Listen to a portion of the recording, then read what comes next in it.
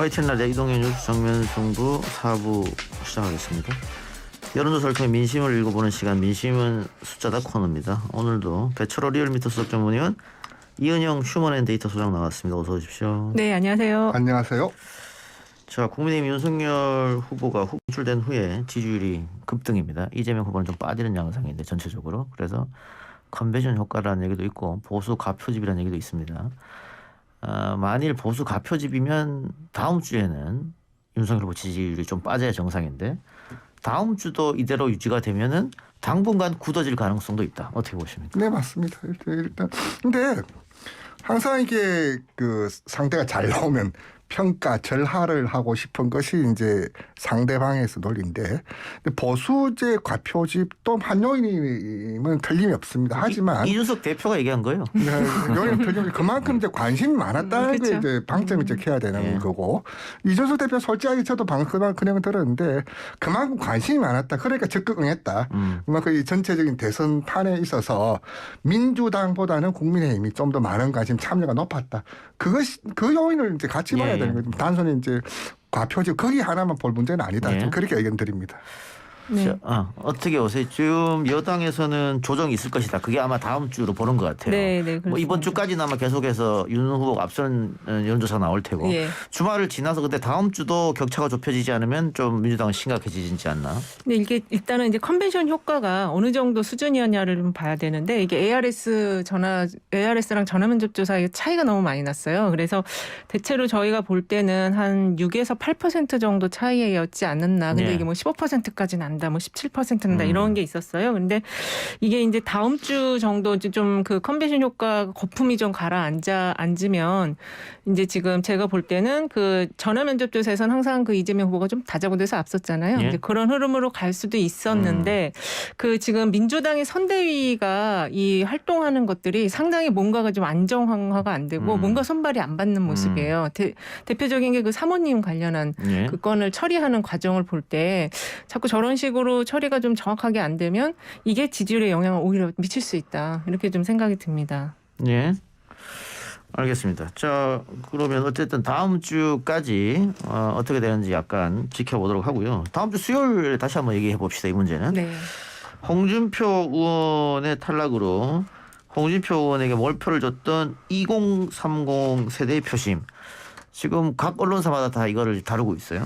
2030 세대 표심은 어떻게 움직임이 좀 있습니까? 예, 있습니다. 근데 이제 다들 이제 궁금했던 게 이번 조사를 보는 여러 포인트가 있었습니다. 그래서 그만큼 모든 지표는 이제 우상향으로 이제 강하게 돌파한 것이 있지만은 또 하나 이제 호사가들이 궁금하게 생각했던 게 그렇다면 398로 이렇게 좀 대별되었던 윤석열 총장의 그 지지율이 홍준표 그때 후보였죠. 예비 후보가 강하게 높게 받았던 게 윤석열 후보가 얼마만큼 수렴하느냐 이게 이제 중요한 포인트였는데 저희 조사 기준으로 봤을 때 이제 오마이뉴스 이제 리얼미터 조사 기준 봤을 때 큰 로스는 없었다, 큰 손실은 없었다. 그렇다고 오롯이 이제 100% 플러스 알파 수준을 받는 건 아니었지만 그렇다고 이게 오지 못했다라고 할 수준은 아니었다. 이제 좀 정리하자면은 그 윤석열 후보 같은 경우는 그 지난 2주 전에 조사에서는 20대에서는 18% 정도 받았는데 이번 조사에서 41%로 23.0%포인트나 상승했었거든요.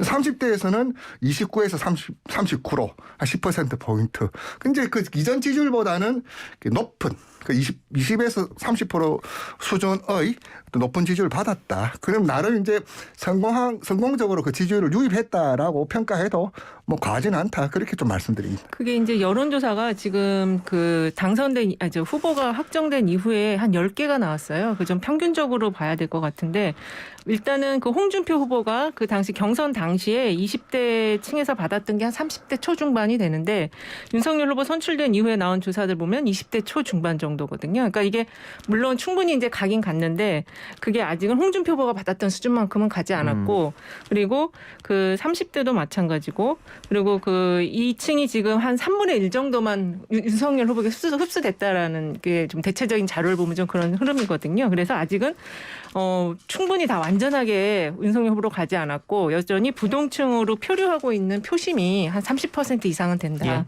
그렇게 보여집니다.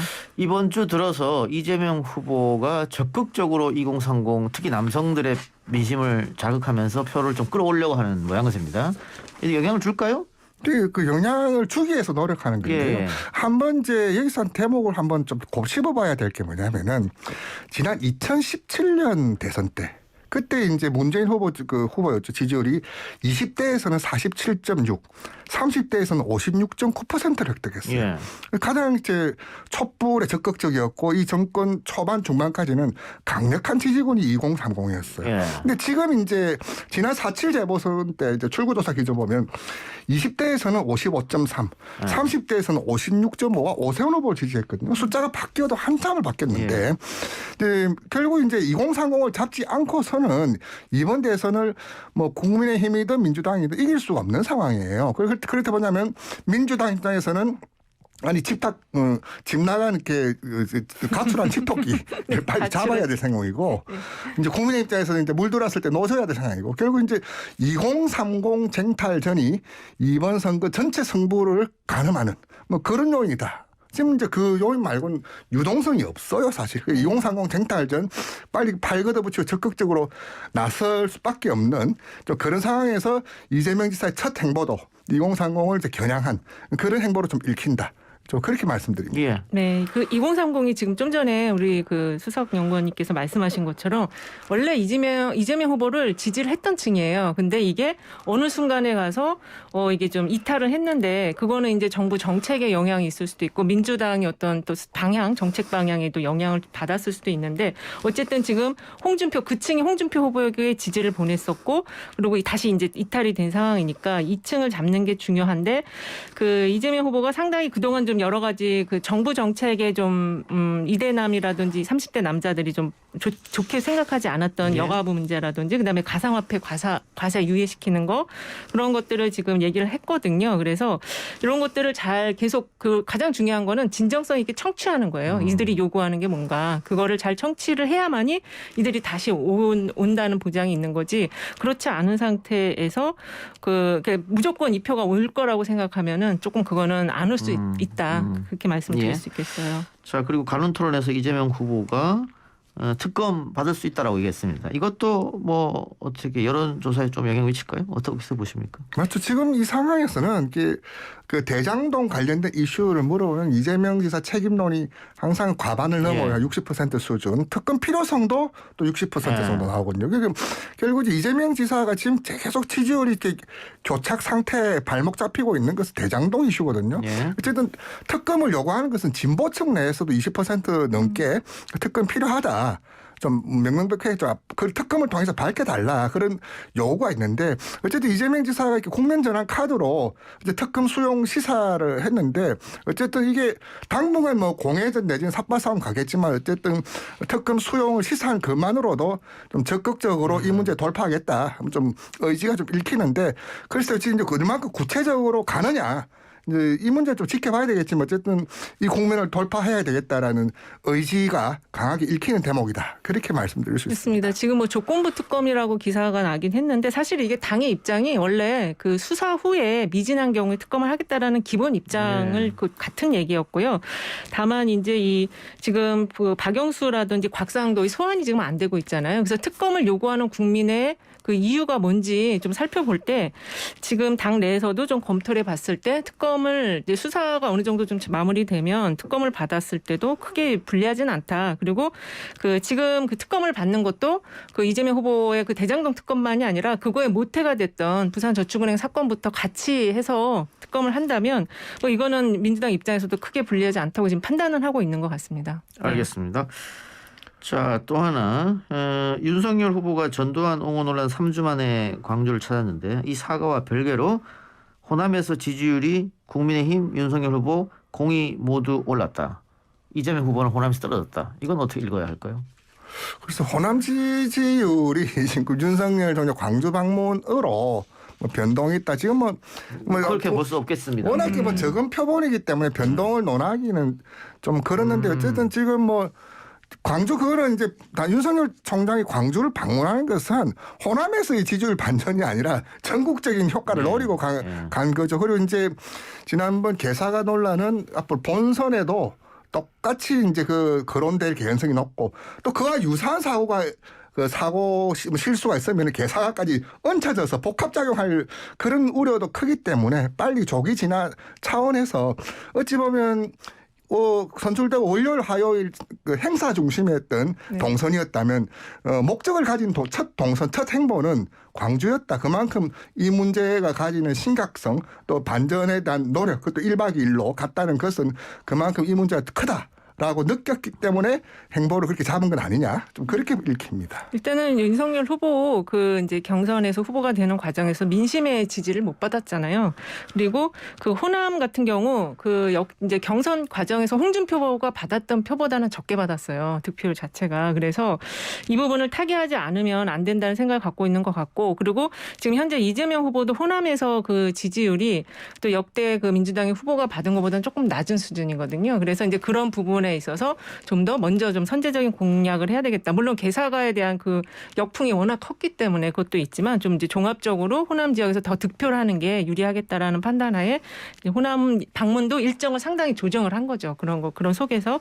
그래서 일단은 지금 지역적으로 전체적으로 보면은 이재명 후보나 윤석열 후보나 이제 핵심적인 지역들이 있는데 이재명 후보는 호남에서 조금 더 득표를 하고 특히 이제 대구 본인의 고향인 대구 또 활동지였던 경기도 여기서 얼마나 조금 더 득표를 많이 하느냐 이게 이재명 후보에도 과제고 또 이 윤석열 후보 입장에서도 호남에서의 지지는 홍준표보다는 더 받아야 된다. 그게 좀 목표가 되지 않을까 싶습니다. 그러면은 이재명 후보가 최종적으로 호남에서 김대중, 노무현, 문재인이 받은 그런 몰표를 받을 가능성이 있겠느냐 어떻게 보세요? 일단은 이제 제 생각에는 민주당이 후보기 때문에 그 가능성은 충분히 열려 있는데 아직 조금 마음을 열지 못한 층 특히 이제 이낙연 후보를 지지했던 광주보다 이제 전남 쪽에 약간 그쪽의 후보 지지가 그걸 얻기 위해서는 결국엔 스킨십이 중요하지 않을까. 계속 방문을 하고 또 후보 본인이 방문을 못하면 사모님이 방문하든 그런 계속적인 스킨십이 중요하다 이런 생각이 들어요.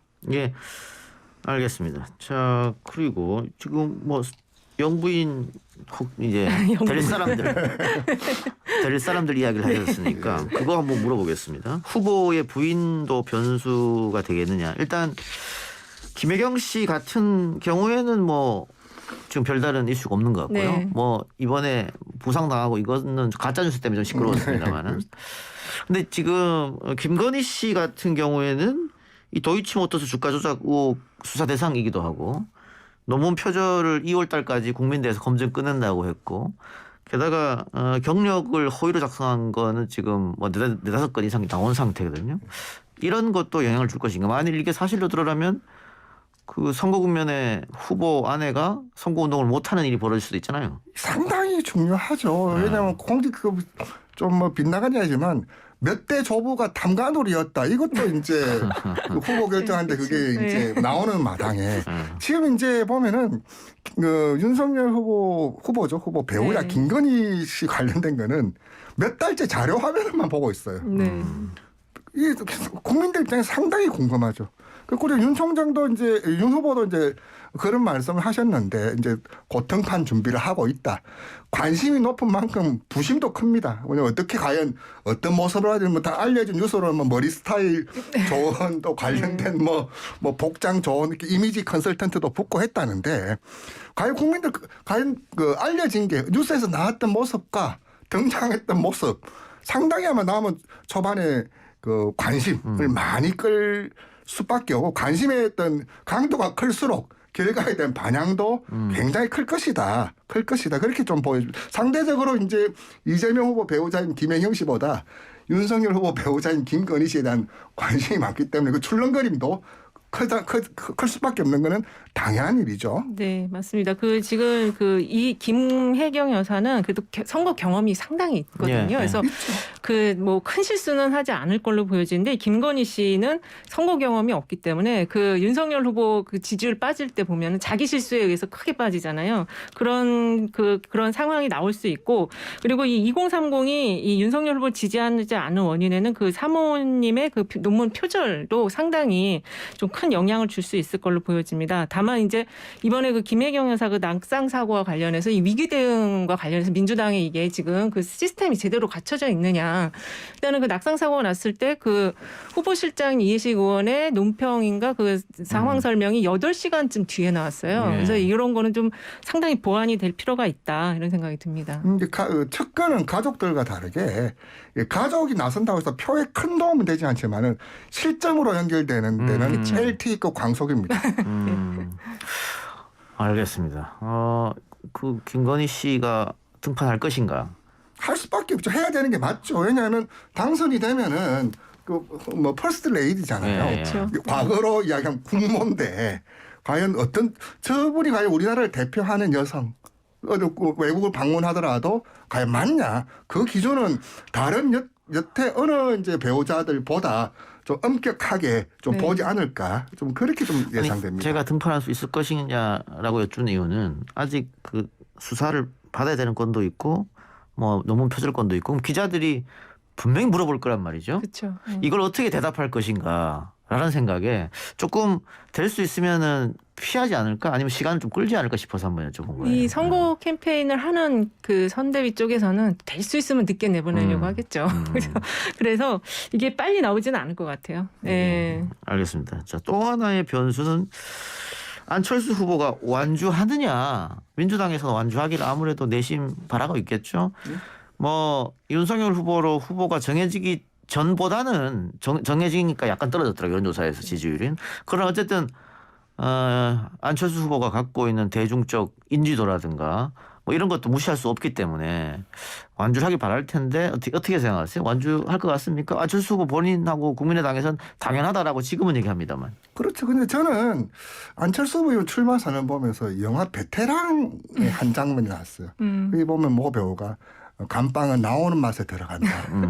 출마는 단일화하는 맛에 나오는 거 아니냐. 저기 이제 그만큼 이번에 또 완주의 또 진정성은 작더라도 나의 가치를 우리 사회를 위해서 보여주겠다가 아니라 자꾸 고배당 노리는 옵션 상품처럼 그 지렛대로 가는 데 대해서 이미 의구심을 가지고 있어요. 또 네. 이미 앞에 말들이 그 말의 진정성, 지금 행동했던 그 진실성을 믿기에는 좀 너무 멀리 돌아온 거 아니냐. 그랬을 때 본인은 당연히 그 처음부터 완주를 해야지 이제 협상력을 높이는 지렛대가 되죠. 그렇죠. 처음부터 나는 그 단일화 할래요 할 수는 없으니까. 근데 과연 이분이 완주할지는 지금도 다들 의문을 가지고 있어요.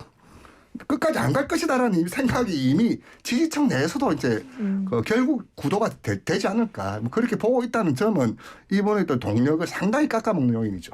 지금 어쨌든 제일 그 안철수 후보 자기 진로를 결정할 가장 확실한 거는 지지율이에요. 지지율이 두 자릿수를 넘어갈 거냐 안 넘어갈 거냐. 이미 그 서울시장 선거 재보궐 때 안철수 다루는 법에 대해서 이미 국민의힘은 체득을 했거든요. 그래서 지지율이 가장 중요한 변수가 될 것 같습니다. 알겠습니다. 자, 그리고 정권 교체론이 정권 연장보다 높다는 것은 뭐 주지의 사실이고 그 수치는 점점 올라가고 있다. 다만 이재명이 정권을 잡아도 정권 교체냐. 민주당은 그런 이야기를 하고 싶겠죠. 그러니까 이명박에서 박근혜로 넘어갈 때 그때도 정권 연장이었지만 사실은 국민들은 박근혜가 잡아도 정권 교체야라고 인식을 어느 정도 했단 말이에요. 관련 여론조사도 좀 있었던 것 같은데 이 부분에 대해서 설명을. 이제 KSOI가 뭐 월요일에 발표한 그 지난주 금요일 토요일 조사를 해서 자세한 내용은 이제 중앙 여론조사 시민의 홈페이지를 보면 될 건데 그때 흥미로운 질문이 있습니다. 이재명 후보가 내년에서 대선에서 당선이 된다면 이게 정권 재창출로 봐야 되냐 아니면 정권 교체로 봐야 되냐 했을 때 응답자 63.0%가 이거 정권 재창출이다. 근데 흥미로운 것은 이제 그 30대에서 29.5, 호남에서 28%, 진보 성향자 30% 수준인데요. 이 정도 수준에서는 정권 교체다라고 이제 보는 거죠. 결국 이제 이 정도 수치면은 전체적으로 이제 그 같은 흐름에서 연장이다라는 데서 큰 좀 의미 있는 수치는 좀 아니에요. 왜냐하면 이제 이명박에서 박근혜 될 때는 전체 국민 여론도 그렇지만 진영 내에서도 이거는 전혀 다른 흐름이다라고 봤었는데 이 정도로는 뭐 정권 교체 의견이 높다라고 하기는 조금 모자란 수치다. 좀 이게 그렇게 원래 평가합니다. 송영길 대표가 이제 자꾸 이거를 이재명 후보가 되는 것도 정권 교체다 이렇게 얘기를 해가지고 이 문항 조사가 들어간 것 같아요. 예. 근데 결과적으로는 정권 재창출이다 훨씬 많잖아요. 근데 이재명 후보가 이제 그 이명박에서 박근혜 대통령 될 때도 그 전혀 다른 후보라고 인식했던 거와 비슷하게 이재명도 지금 당내선 그런 느낌이 있거든요. 그래서 사실은 지금 이재명 후보가 지금 선대위 구성됐는데도 뭔가가 안정화가 안 된 느낌이고 손발이 잘 안 맞는 느낌인데 이거를 얼마나 빨리 장악할 것이고 자기의 칼날을 잃어버리지 않은 속에서 그걸 빨리 장악할 수 있느냐 이게 가장 중요한 문제이지 않을까 저는 그렇게 봅니다. 왜냐하면 이재명 후보에 대한 기대가 분명히 있거든요. 그리고 그 기대층이 확실한 지지층이 있어요. 40대 50대 또 20, 30대도 예전에는 이재명 후보를 지지했었기 때문에 그걸 빨리 찾아내야 된다 그렇게 생각이 됩니다. 그러면 정권 교체라는 어떤 바람이 기대가 형성이 될 거라고 보여집니다. 예. 지지율은 윤석열 후보가 당선되고 나서 계속해서 오르고 어쨌든 이재명 후보의 격차를 벌리고 있는 실정인데 당선 가능성에서는 뭐 여러 조사가 있습니다만 윤석열이 이기는 조사도 있습니다만 대체적으로 이재명이 이기는 걸로 많이 나온다. 그러면 지지율은 이렇게 차이가 나는데 왜 당선 가능성은 이재명을 더 높게 보느냐. 그건 어떤 설명할 수 있을까요? 지난주에는 좀 그런 현상이 몇 군데에서 아주 관심을 끌었는데 이번 주 발표된 조사에서는 조금 그 격차가 많이 좀 줄었어요. 예. 근데 시간을 지난주로 돌려봤을 때는 결국 이제 지금은 앞서고 있지만 최종 결승선에는 이재명이 먼저 들어간다. 지금의 그 상황과 결과 상황을 전혀 구분해서 보더라. 조금 뭐냐면은 이제 지금은 이제 이재명 후보가 대장동 등 여러 악재에 그 발목이 잡혀 있고 먼저 나섰음에도 케미가 이루어지지 못한 여러 가지 안팎의 악재가 있지만 악재가 해소되면은 지지도는 펌핑할 것이고 하지만 지금 윤석열 후보가 이제 나름 고공행진하고 강세를 보이고 있지만 여러 리스크가 터지면은 지지율은 조정 내지는 떨어질 것이다. 그렇죠. 결국 이제 지금의 상황과 나중의 상황을 이제 봤을 때 그 결승선에는 득표는 결국 이재명 아니냐 그런 이제 컨센서스가 있는 거죠. 네. 그 이번 주 그러니까 MBS 조사에서 그 당선 가능성이 원래는 계속 이재명 후보가 그렇죠. 앞섰는데 이번만 지금 윤석열 후보가 40, 이재명 후보가 37이 나왔어요. 그거는 제가 볼 때는 일단은 이전에는 왜 이재명 후보가 당선 가능성이 높았냐면 객관적으로 봤을 때 인물 경쟁력이 있고 그다음에 실적이 있고 성과가 있었다. 이런 부분을 높이 평가를 했던 거거든요. 근데 이번 주에 그렇게 안 나온 거는 선대위 구성된 이후에 그 몇 개의 일정들 이런 것들을 봤을 때 이게 너무 실망스러운 거예요. 오히려 저는 이거 조금 자세히 들여다보면 지지층에서 좀 이탈하지 않았을까 그런 생각이 들 정도로 선대 이후의 행보가 뭔가 좀 잘 마음에 썩 들지 않았다. 메시지라든지 관리, 현장 관리라든지 이런 거. 그래서 이거를 좀 빨리 그리고 이제 의원들 중심의 선대위 구성이라는 것도 이게 바람직한 현상, 좀 처음 보는 현상이거든요. 그래서 이런 부분을 좀 빨리 보완을 할 필요가 있고 그리고 그 MBS 같은 조사에서 경제 분야의 국정 운영 능력을 봤을 때 이재명 후보가 36%, 윤석열 후보가 25%, 안철수 7, 심상정 3이 나왔어요. 그러니까 그런 면으로 보면은 아직까지도 이재명 후보가 경제를 운영할 능력이라든지 성과를 내는 면에서는 높게 보고 있다라는 거죠. 네. 예. 리얼미터에서 조선국의 그 전현직 대통령 포함 가장 호감 가는 대통령 박정희 전 대통령 1위 했나요? 네, 이게 그래서 재미있는 조사인데요. 한국정책과학원 행사에서 저희가 이제 자료 차원에서 이제 만든 그 결과인데요. 10일 어저께 이제 하루 조사했었고 전국 500명 조사를 했습니다. 가장 호감 가는 대통령으로 박정희 전 대통령이 32.2, 노무현 전 대통령 24.0, 문재인 대통령 12.6 이렇게 나왔습니다. 예. 그래서 제가 역대 전현직 대통령 호감도를 최근 거 뭐 너무 오래된 정권 말고 몇 년 전 걸 훑어봤는데 노무현 전 대통령이 거의 1위를 많이 차지했는데 이번 조사는 박정희 전 대통령이 1위를 했다. 이거는 지금 시점에서 국민들이 어떠한 리더십을 원하느냐. 그러니까 문재인 대통령이 너무 좀 유한 어떤 그런 스타일 통치 체제였기 때문에 그것보다는 좀 강력한 카리스마를 원하지 않느냐. 박정희 같은. 일단 지금 이 자리에서 한번 말씀드렸는데 이재명 지사가 처음에 이제 초기에 돌풍을 만들었을 때 의외로 고연령층 보수층에서 많은 환호를 받았어요. 근데 그분들이 했던 말씀이 무엇인가 하니 그 박정희를 보는 듯하다. 네. 전 뭐냐면 지금 코로나도 어수선할 때 다른 분들 좀 더 했던 이야기, 어디선가 들어봤던 이야기, 캐비넷에서 뭐 꺼낸 정책들인데 그게 돌파형 리더십, 문제 해결형 리더십, 추진력 이런 저렇게 해야 돼. 지금 코로나로 지금 나라가 어수선하고 위기 국면에서는 저런 리더십이 필요해. 근데 그런 데서 지금도 이재명을 그 형성하고 있는 하위 개념이 뭐냐면 추진력, 돌파력.